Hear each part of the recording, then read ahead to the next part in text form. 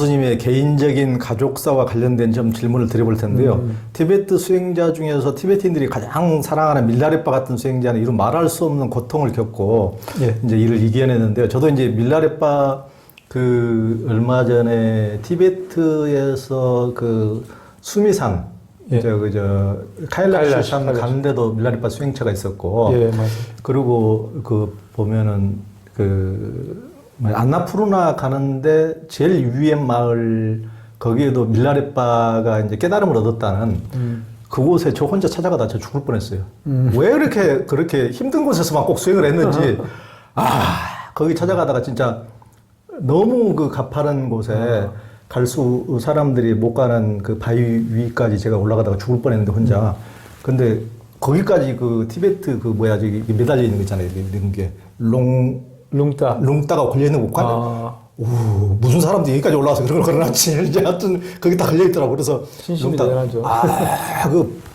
정말 막 거기 가는 길은 이제 바위산인데 너무 모래가 많아가지고. 모래가 많구나. 모래가 많아가지고 미끄러지면 떨어지면은 시체도 못 찾아요. 저는 아무한테도 연락도 안 하고 하는데 그게 제일 걱정이더라고요. 시체는 누가 찾았으면 좋겠는데 나는 영원히 아무도 행방불명 그 자리에서 거기 그렇게 위험했어요. 굉장히 위험하더라고요. 근데 거기까지 저도 굉장히 그런 것에 한 번 올라가면은 올라간 게 아까워가지고 내려올 줄 몰라요. 좀 무식해가지고. 지금 몇 시간 또 올라왔는데 되겠다. 너무 아깝잖아. 그래서 이제 백을 할 줄 모르고 이제 올라갔는데 그 밀라레빠는 그 정도로 너무 그 처절하게 이제 제가 올라가면 거기에서 엉덩이가 아주 그 바위처럼 변해버린 정도로 그렇게 거기서 수행을 했다고 그러시는데 납작한 바위. 너무 이제 푸르게 변하고 완전 이제 이끼처럼 맞아. 그렇게 됐다고. 근데 너무 거기 추워서 앉아있기도 힘들더라고요. 너무 춥고 이렇게 하는 곳인데 바로 이제 거기는 눈이 안 내리지만 완전히 설산하고 너무 가까워요. 전부 다 만년설하고 거기서 보니 거기 위에까지 올라가니까 만년설이 바로 옆에 보이던데 그래서 그런 그 밀라레빠도 처절한 수행하기 전에 이분이 사람도 그 고통받아가지고 자기 숙부도 죽이고 막 그런 엄청 뭐도 죽이고? 그 밀라레빠가? 네, 밀라레빠가. 친척, 숙부. 작은 아빠하고.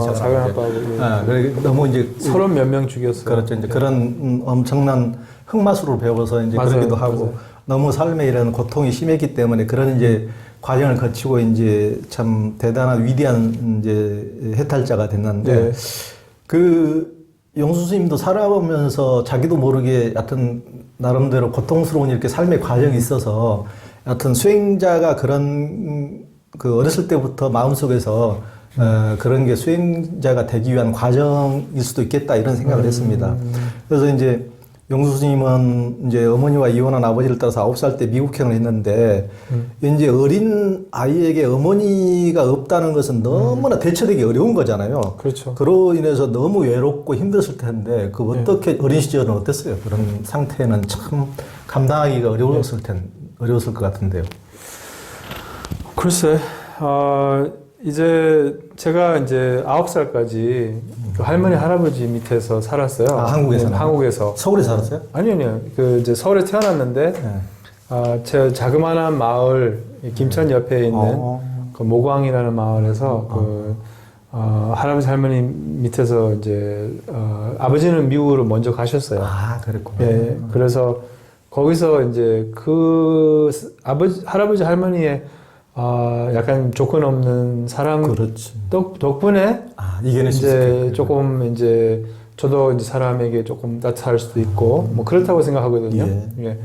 안 그러면 엄마의 그 빈자리가 훨씬 더 크게 느껴지고 그게 없었으면 근데 이제 그게 있어서 다행이라고 생각하고 그렇지만 어쨌든 엄마가 없는 거는 이게 정말 큰 뭐랄까 큰 이렇게 영향이 이제 없는 거고 왜 이렇게 미국에서는 가장 이렇게 용어들 이렇게 통계가 있어요. 가장 사랑스러운 용어가 뭐냐 이렇게 용어 그런데 그 mother 있잖아요. 그게 1위였어요. 그리고 father는 이제 한참 순위가 떨어지더라고요. father는 한참 순위가 없어요. 순위 거의 없어요. 정말 이런 드라마도 보면 우리 한국 사회 이런 거 보면 이제 엄마를 되게 사랑해요, 사람들. 아. 근데 아빠는 여기 아빠는 정말. 근데 이런 아빠는 좀 아니, 전혀. 스님이 잘 몰라서 그래요. 반농담인데 어쨌든 이렇게 물론 저 아버지는 되게 여리신 분이었어요. 되게 이렇게 그 저를 또 되게 엄청 사랑하셨어요. 그래서 그런 면에서는 되게 감사하고 저한테는 이제 굉장히 많이 베풀고 그런 이제 가난하셨는데 돈이 많이 없었는데도 저는 이 부족함을 몰랐어요. 아버지가 저를 너무 아끼셔서 그래서 그런 이제 부드러우신 분이었어요. 그래서 이제 그렇지만 뭐 어쨌든 뭐 그래서 제가 이제 엄마의 그 영향이 이제 없어서 이제 엄마의 보살핌이 없어서. 예, 엄마의 보살핌. 그러니까 미국 가서는 뭐 할머니 할아버지하고도 새엄마 새엄마들은 있었는데 근데 그렇게 조금 같이는 않고 오래 있지도 않았어요 사실은. 네, 약간. 네. 그러니까 그런 어렸을 시절 그렇게 자랐으면서도 이런 품성을 갖는다는 것은 정말 불교의 공덕입니까? 그러니까 그 9살까지 그 부모 할아버지 할머니 그게 또 영향이 컸던 것 같아요. 맞아요. 굉장히 그게 중요하죠. 그분들이 이제 저희 할아버지가 굉장히 이게 무조건적인 사랑 있잖아요. 약간 다 허용적이었어요. 그래서 저도 약간 좀 허용적인 편인 것 같아요. 이렇게 약간 할아버지 성격을 닮아서 그런지 뭐 그런 것에 되게 감사하고 이제 근데 이제 제가 뭐 그런 것을 많이는 생각 안 해봤지만 또 커서 약간 이제 엄마에 대한 그런 이제 뭐랄까 아쉬움이나 뭐 이런 원망 같은 거는 없었던 것 같아요. 근데 이제 불교를 만나고 나서 이제 부모의 은혜를 이제 다시 생각하게 되죠. 다른 눈으로. 그리고 이제 불경에 보면 그 이렇게 뱃속에 있는 그 은혜도 그 은혜만도 갚을 수 없다고 하거든요. 이 생에. 그래서 그만큼 그래서 제가 어머님 이렇게 한번 찾아뵙고 그러니까 40년 만에 뵀다고 그러는데 보통 사람들은 이제 어머니가 어렸을 때 자기를 돌보지 않았으면 엄마에 대해서 대부분 많이 원망하고 그렇죠. 원망하고 그런 것도 없지는 않았어요. 다시는 안 보고 싶다고 하는 사람도 많이 있거든요. 그런데 어떻게 이제 그러니까 아마 불교 수행자가 됐기 때문에 그런 마음이 좀 돌릴 수 있어. 그렇죠. 불교에서 견해가 바뀌었어요. 아빠에 대한 견해도 바뀌고 이제 부모에 대한 견해가 바뀌었어요. 그리고 부모의 은혜를 이제 생각하게 되는 거죠. 그전에는 이제 부모가 왜 못했는지를 생각했다면, 근데 이제 지금은 이제 부모의 은혜를 막 이렇게, 그건 사실 은혜는 정말 이렇게 한없잖아요. 부모의 은혜는 이제 갚을 수 없을 정도로. 그래서 이제 또 우리 은사 스님이 어머님 찾아뵈라고 하셨네요. 은사 스님이. 그래서 그것으로 이제, 찾아뵙고, 그리고 이제 만났을 때 굉장히 어머님이 씩씩하시더라고요. 그래서 좀 이렇게 자랑스럽다고 할까요? 이렇게, 그리고 되게 이렇게 좀 멋있는 분이더라고요. 이렇게 덩치도 좀 있으시더라고요. 정치가 제가 좀 뚱뚱하잖아요. 보통 사람은 그렇게 멋있으면은 아니 저 때문에 자식이 없으면 힘이 없어야 되는데 이렇게 멋있게 씩씩하게 살았단 말이야. 더 화날 수 있을 것 같은데. 전혀 그런 마음이 없었고요. 오히려 자랑스럽고 그리고 딱 한 번 만났어요. 그리고 그 뒤로 이제 충분했다. 그 만남이 충분했어요. 뭐냐면 이제 여러 가지 이유로 어머님은 이제 절실한 기독교인이고 이제 또 뭐 어쨌든 어머님이지만 낯선 분이잖아요, 사실은. 그래서 그냥 뭐 인연이 뭐 일부러 만들려고 하지 않고 그냥 그 만나 뵌 거는 정말 감사하고 특히 뭐라고 하시냐면 어머님이 만났을 때 단 하루도 지나고 나를 생각하지 않는 단 하루도 없었다고 그리고 나를 위해서 이렇게 기도를 하셨다고. 그래서 어쩌면 이제 어떻게 기도하냐면 이제 주님의 품에서 잘 클 수 있도록. 왜 기도발이 이렇게 안 들었죠? 근데 그게 아니라 그 기도로 제가 출가했을 수도 있어요. 네, 그렇죠. 그러니까 어머님의 마음이 이제 저를 위한 마음이니까. 근데 이거는 저한테 가장 도움이 되는 길이기 때문에 저는 그렇게 생각하거든요. 그래서 어머님이 약간 따라 보살 같아요. 그래서 이제 어머님이 그래서 제가 그쪽 동네로 가게 되면 항상 어머님이 더 생각이 나고 감사하고 이제는 원망하는 마음 조금 있었다면 그거는 다 없고 이제 어머님을 가끔 생각하고 이제 기도를 하고 이제 부처님 품 안에서 다시 부처님 품 안에서 부모로 농담이고 아니 그렇게 기도하지 않고요. 그냥 뭐랄까 이렇게 예 그냥 이제 되게 감사하고 이렇게 한번 만난 것은 너무 감사하고 근데 그것으로 충분해요. 그리고 이제 다시 안 만나도 이제 평생 이제 그 좋은 인연으로 제 마음에는 항상 계실 거고 그리고 어머님이 이제 따라 보살이라고 생각해요. 그렇게 저를 위해서 기도해 주셨고 예 그래서 어머님의 기도 덕분에 제가 그렇죠. 이렇게 이 길을 가지 않았나. 주님이 보면서 아주 좋습니다. 아니 저는 그게 정말 세상 사람들의 어떤 자기 고정관념 같은 종교적인 색채를 이렇게 보지만은 저희 어머니도 교회 다니시거든요. 아 그러세요? 그러면은 저희 어머니가 이제 그 교회 다니시면 시골 교회에는 헌금할 사람도 없기 때문에 저희 어머니 보고 맨날 헌금했냐고 제가 물어봐요. 네. 헌금 좀 많이 좀 하시라고. 엄마 아니면 이 교회 운영 안 된다고. 이제 그렇게 하고 맞아요. 그렇게 해야죠. 시골이 맞아요. 아주 소박한 교회고 맞아요. 아주 착한 아들이네. 좋은 아들이네.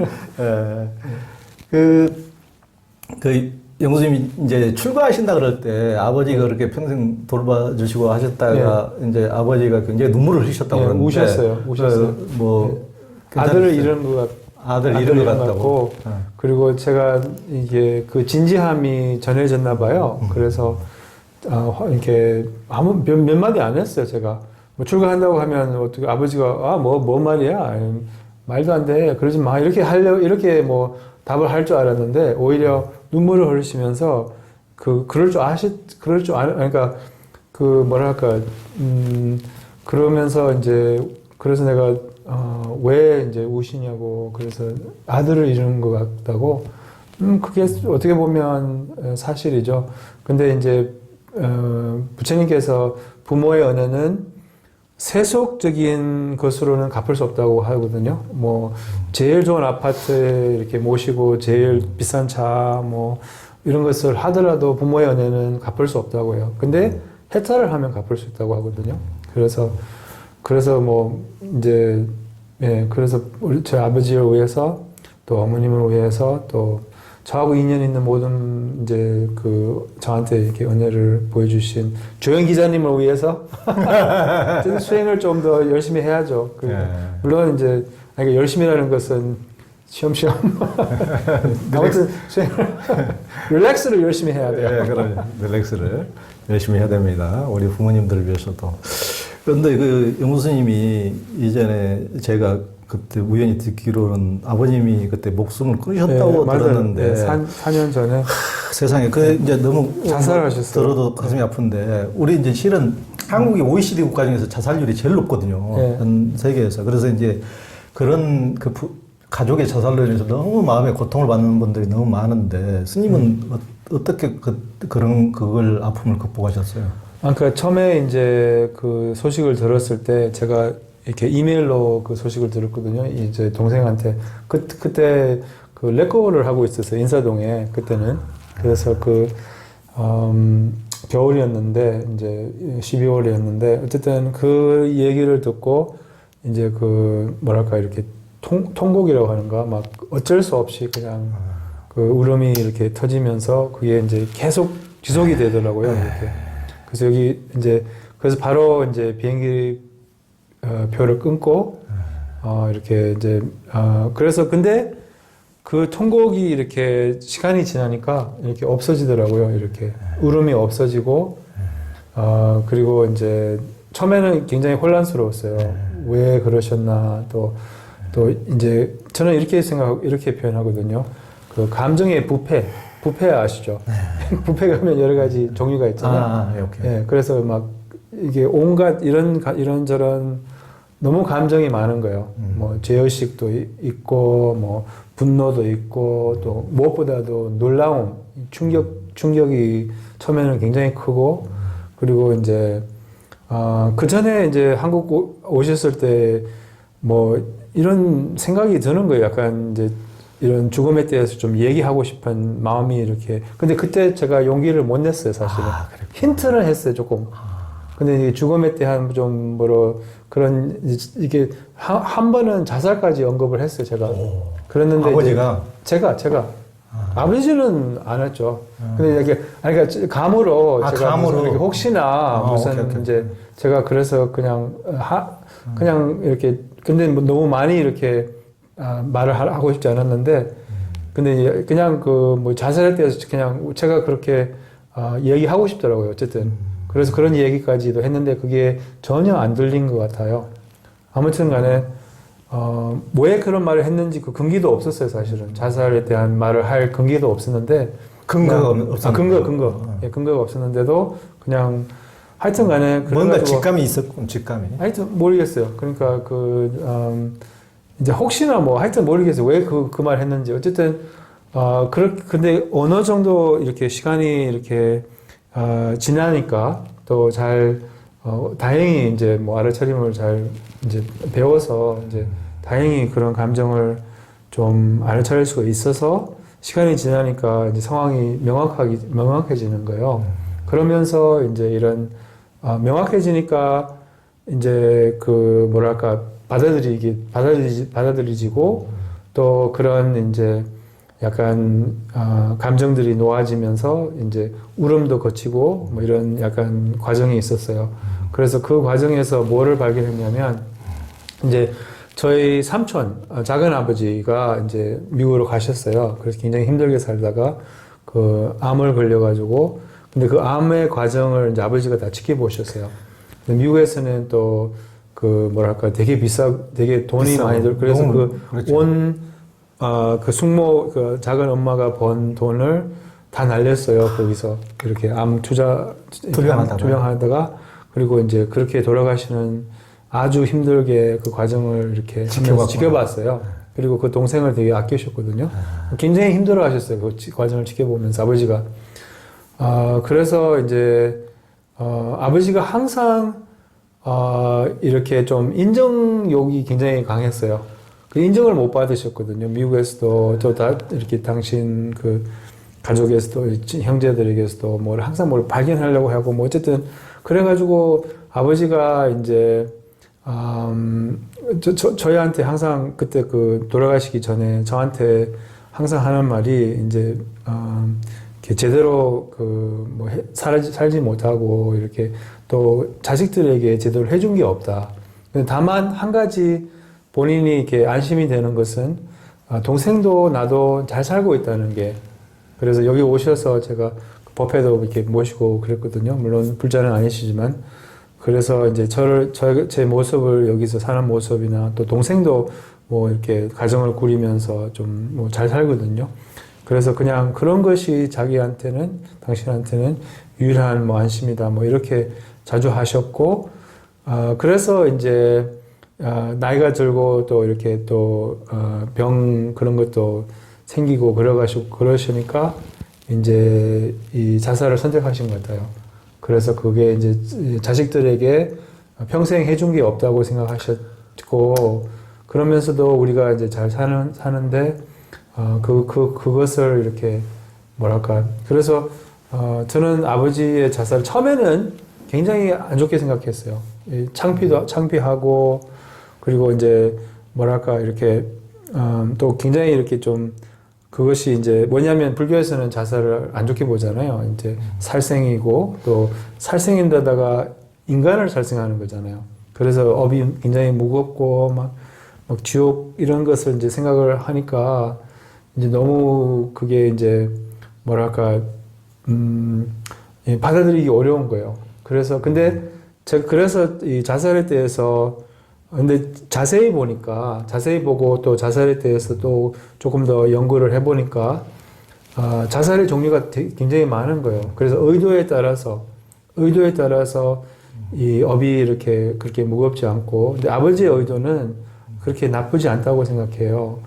그러니까 이제 어떻게 보면 동생도 그렇게 말했는데 용감한 결정이었다고 이렇게 왜냐하면 우리를 아끼는 마음으로 그렇게 자살을 하지 않았을까. 우리 전 대통령도 자살하셨잖아요. 그분도. 그렇죠. 그 상황도 네. 그 상황도 제가 보면 제가 그 상황을 보면 그것도 조금 이렇게 그 의도도 그렇게 나쁘지 않다고 생각하거든요. 그 의도도 약간 남을 아끼는 마음으로 그래서 이 의도와 의해서 이 자살이 그렇게 업이 아주 내가 생각했던 만큼 예전에는 자살에 대해서 굉장히 안 좋게 생각하고 또 말도 그렇게 했어요. 이렇게 설법도 그렇게 했거든요. 근데 많이 달라졌어요. 자살에 대한 견해가. 그래서 이 자살이 뭐랄까 그 의도에 의해서 또한 이런 그 어쨌든 이렇게 본인이 살려고 또 어떻게 보면 자살이 살 길이라고 이게 말이 안 되지만 약간 어쨌든 살 길을 선택하신 것이 아닐까. 이렇게 남들을 살 길, 자신의 또 이런 그래서 이제 저는 아버님이 이런 이제 지금은 이렇게 편안하실 거라고 그렇게 생각을 하고 또 제가 이제 돌아가시고 나서 이제 여러 이제 다행히 이제 그런 뭐 방생도 저희가 이제 저희 도반님들의 도움으로 방생을 21일간 그렇게 돌아가시고 나서 21일간 매일 방생을 하고 또 저희 이제 스승님들께 이제 아버지 이름을 올리고 그래서 이제 나중에 이제 사기팀 존재님께 여쭤봤어요. 아버지의 상황이 어떠냐고. 그래서 편안하시다고 그렇게 말씀을 하셔서 물론 알 수는 없지만 어쨌든 항상 이제 저는 이제 저희 아버지하고 인연이 굉장히 깊었어요. 이제 저를 키우셨고 그렇기 때문에 그래서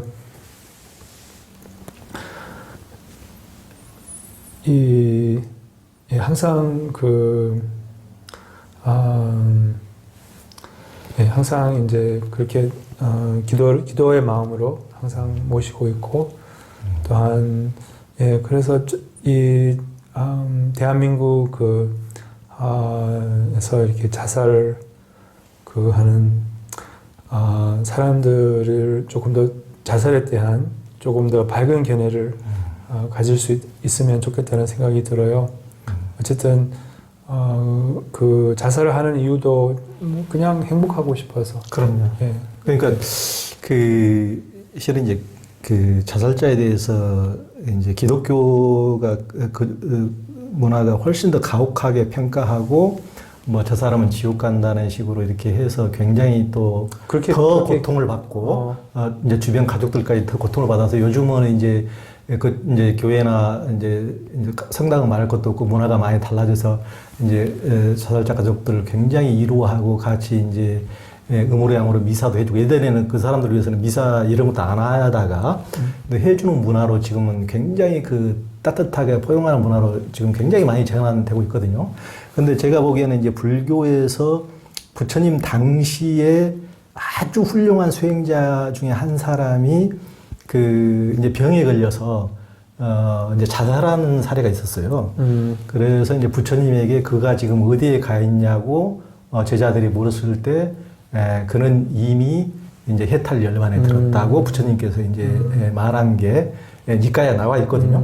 그래서 이제 불교의 견해는 굉장히 조금 다르고 그런다 하더라도 저는 이제 그걸 뭐 자살을 뭐 찬성할 수는 없지만은 그게 마지막에 그들이 가졌던 가장 고통스러운 사람은 본인 자신이었기 때문에 얼마나 그들이 그 마지막 순간에 외롭고 고통스러울까를 생각하면 이루 말할 수 없는 우리는 그런 마음에 자비심을 가질 수밖에 없는 거고 우리 모두가 자비심을 가질 수밖에 없는 거고 그 가족들에게는 말할 수 없는 거죠. 그 가족들은 훨씬 더 우리가 자비심을 가지고 우리가 당연히 이제 돌봐야 될 사람들이고 그래서 우리 사회가 저는 이제 뭐 자살하고 달리 좀 연로하고 어떤 자신의 존엄을 훼손됐을 때 우리 모두가 지금 이제 막 100살 시대니 120살 시대니 됐을 때 그런 고민들이 많은데 안락사라든가 이런 문제는 이제 충분히 저는 논의될 수 있는 사안이라고 봐요. 그것은 그렇죠.